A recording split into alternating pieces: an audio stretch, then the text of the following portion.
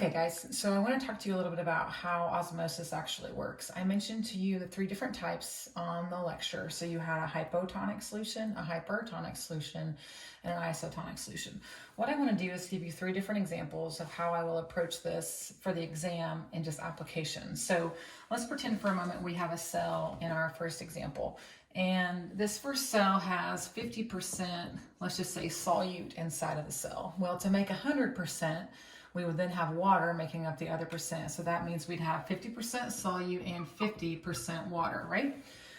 Well, in this case, let's just say we have 30% water out here, which makes 70% solute on the other hand, right? Because we're getting the 100%. So in order to understand the different solution types, we're looking at where solutes or water actually move. So in this case, I look at my concentration gradients. Let's just look at solutes, for example. Where is solute going to move? And where is water going to move? They should be opposite. In this case, water is going to move high to low concentration, so water moves out. Therefore, what will happen to the cell? It should shrink. And solute is going to want to move into the cell, which we see there. So in this case, if water moves out of my cell, that's going to cause crenation, which is an example of our hypertonic solution. Okay, now I do it this way so that you can see all the numbers just initially, and I'll give you another example in a minute, but before I do that, I kind of have a tagline that says, solutes suck. Okay, now I know that's kind of funny when you think about it, but the reality is always just look at where your solute concentration is the highest, because wherever solutes is the highest is where water is going to move. In this example, you see that solute was 70% out here.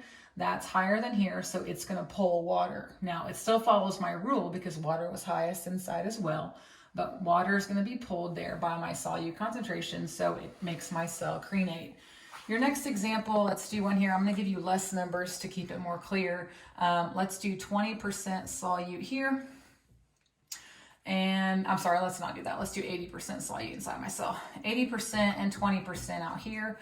My water then again would be 20% inside and 80% out here. Okay, so those are your concentration differences. We always look at, by my rule, solutes suck. Where solute concentration is the highest, it's highest inside of my cell. So where does water want to go? Inside of my cell. That makes my cell large or undergo lyse, which basically is our hypotonic solution. Okay, hypotonic. Remember, following my rules, solutes suck, solutes highest inside of my cell, pulling water in there. Now the last example would be isotonic, where you have basically this idea of 50% and 50%. At that point, you ultimately have kind of a wash. We call that an isotonic solution, okay? Now, the only other way we can look at this is a situation where I totally change what I give you. So on the exam, I may not give you numbers. I may give you a cell, and I may say, this is the solute concentration inside of your cell. Here is the solute concentration outside of your cell. What now is going to happen? Well, remember, I don't necessarily have to know water, because as long as I see where my solute concentration is the highest, I should see where water will move. Solutes suck. Where is my solute concentration the highest? Well, that's a 3-to-1.